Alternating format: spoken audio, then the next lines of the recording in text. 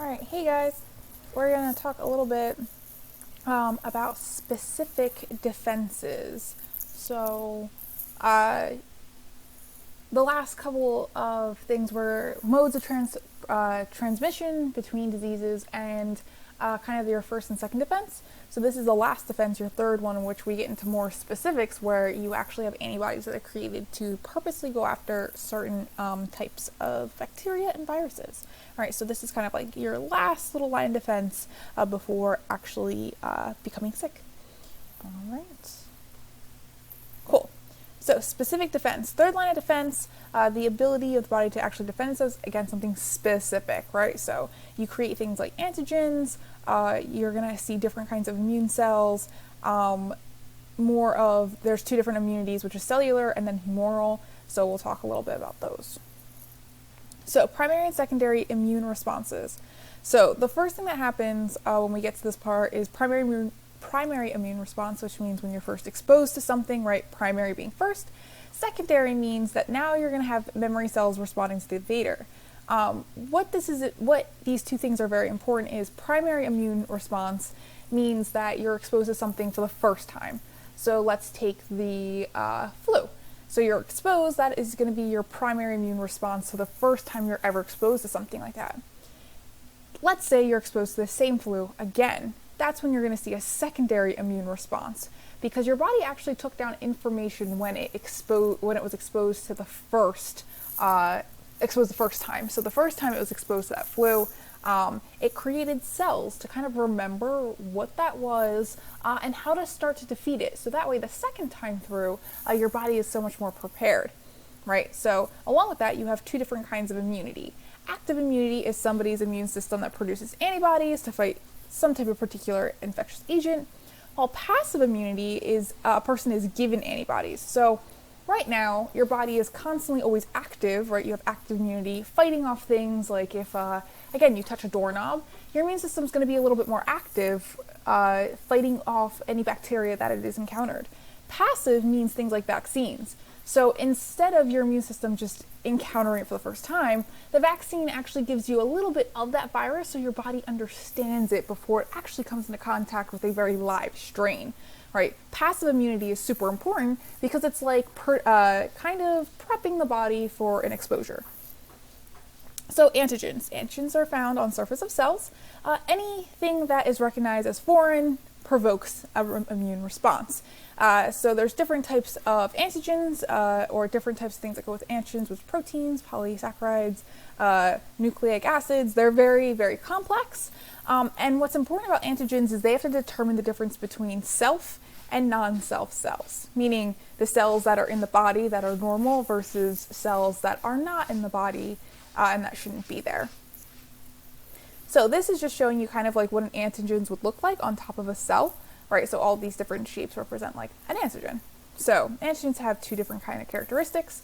You have immunogenicity type of response, which is the ability to provoke immune response, meaning that it can cause the body to immediately respond to something specific.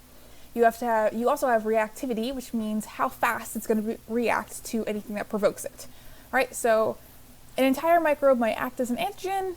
Typically, just certain small parts of the larger antigen molecule triggers the response. So you have these things here that help to trigger any type of immune response. So it has to do with how fast it does it and specifically what it's going towards. So I had said this before that B and T cells are going to play a little bit of an important role because they're probably one of the most prolific cells in the immune system. All right, so both of these are developed in the red bone marrow. Cool. And B cells, they continue their development in the red bone marrow, hence B bone marrow. T cells, they develop at the same spot, but they actually migrate up into the thymus to continue to grow. So you can think T cells standing for more of thymus. So it starts in the bone marrow, but they travel and migrate up, and then they kind of mature further into the thymus. And then in the thymus, they're helped out and become mature in order to go out into the body. All right, so what's important about these two different cells is these are these cells learn, which is kind of cool to think about in your body. So these cells actually are a different set of immune cells that are able to understand something like a disease, a bacteria, a pathogen, retain information about it so that way they can fight it again. So unlike your first and secondary responses, meaning your skin and then just like, macrophages just attack whatever. These guys are sent in specifically because they might recognize something, which is excellent for you. Ignore that. So you have cell-mediated adaptive immunity. Big, huge word. What this just means is how B and T cells, I can't speak, how they actually interact in the body and interact with other cells. So you have something called a cytotic T cell that's directly going to attack an foreign antigen. It's going to bind to them. It's really good against intercellular pathogens, some cancer cells, and foreign tissue transplants. Now, not that this is a good thing, transplants, but that's why transplanting can be very, very difficult, because your body doesn't recognize the new organ, so it's going to try and attack it.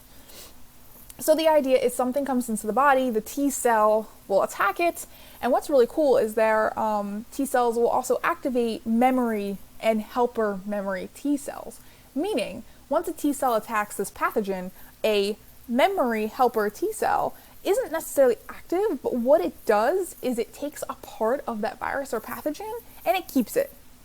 So that way, when this appears again, it can almost like call upon its memory, right? That's what we kind of like name the memory helpers, because what they do is they are just simply cataloging for you. What was this pathogen? How did we fight it? How did we defeat it? Just in case we needed to do this again, which is actually super cool. So the same thing kind of happens with B cells. So these are a little bit more humoral, so they're mediated adaptive immunity, meaning that it's going to transfer plasma cells, making antibodies. It's going to work in more extracellular pathogens, so fluids outside of cells. So T cells are more about inside of cells, while B cells are a little bit more on the outside. But again, it still does kind of the same thing, where B cells are going to attack something, destroy it, and then you have memory helper B cells. What's really interesting is your body knows how to send out these cells, the B or T cells, to attack something, and then it holds back the memory cells unless needed. So it's really interesting to know that how complicated your cells of your body are, enough to understand who needs to appear when, which is kind of cool.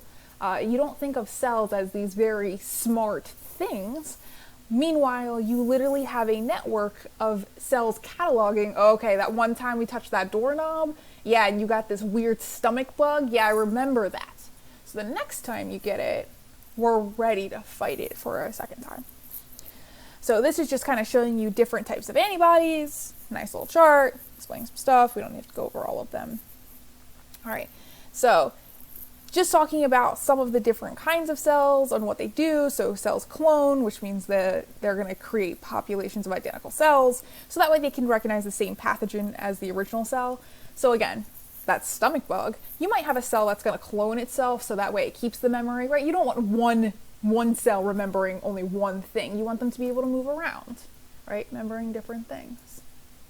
Effector cells. So they are helpers of T cells and active T cells, plasma cells. So you have other things that are around to also help as well. You also have memory cells. They do not, again, participate necessarily in the initial or immune response.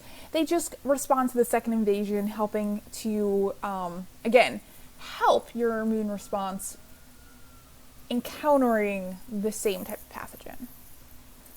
All right, so this is kind of cool. So immunology, memory, right? So thousands of memory cells exist after initial encounter, which makes sense. So when you're exposed to something, you don't have a lot of memory cells. Afterwards, your body is like, whoa, we never want to do that ever again. So the first thing they're going to do is creating, again, they're going to take these tiny little bits of the pathogen so it can remember. So you'll see that when you're sick with a stomach bug, the first time it sucks, right? Terrible. It feels like, you're going to lay on the bathroom floor for hours and never be able to move. The second time, your body can respond faster and more efficiently because now it knows what it needs to do. So it does stink, but a lot of times the first time you get sick, it is the worst. It is the worst it's going to be because this is the first time your body's ever encountered anything. Meanwhile, the second time your body's like, no, you've seen this before, and we've got this. Right? And a very important part of your immune system is self-recognition and self-tolerance, meaning that all of your immune cells have to be able to recognize other body cells. We've talked here and there and mentioned it before about having an autoimmune disease, meaning that your immune cells are confused. They don't know what cells belong to you, what cells are not, what is a pathogen, so they just attack anything that comes near them, which is harmful and why people with autoimmune diseases get very sick very easily. But immune cells normally need to be able to self-recognize, so being able to recognize own cells, and self-tolerate, meaning they're not going to react to any peptide fragments from your own proteins. What's also important is they understand how to go through apoptosis, meaning that if something was wrong or defective with their own self, they will die. So it's actually very interesting that a cell will actually initiate its own death if there is a problem. You don't need a cell that has any issues or any problems continuing to proliferate, which you've seen that word is in this PowerPoint a lot. Proliferating meaning just to create more of, or to copy, meaning more of itself. So you don't want that to happen, right? That's how you get cancerous cells, because your cells didn't know how to die and there was a problem. So it's important that immune cells understand self-recognition, right? Understanding our own cells, and then self-tolerance. And then this just kind of goes through all the different cells, but that is not a big deal. Okay, so please check out Google Classroom. A few questions about adaptive immunity, or our third line of defense. Thank you for listening.